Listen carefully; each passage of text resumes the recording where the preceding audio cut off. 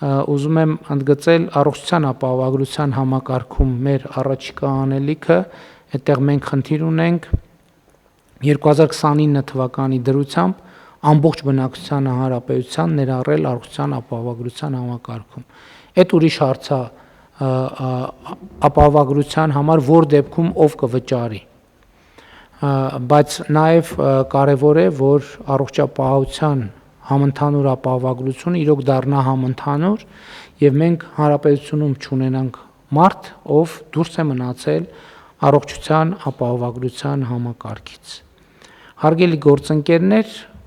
համառոտ սա էր, մանրամասն քննարկում կունենանք, բայց ես ուզում եմ իմ զեկույցը ավարտել ծրագրի նախագծի ամփոփում բաժնի պարզապես ընթերցումով եւ մեջբերումով, որը հետեւյալն է։ Այս ծրագրի հիման վրա կառավարությունը ընդունելու է իր գործունեության հնգամյա միջոցառումների ծրագիրը եւ իրագործելու է այն։ Ծրագրի իրականացման արդյունքում ակնկալվում է ունենալ նոր որակի պետություն եւ ապահովել պետության վերելքը։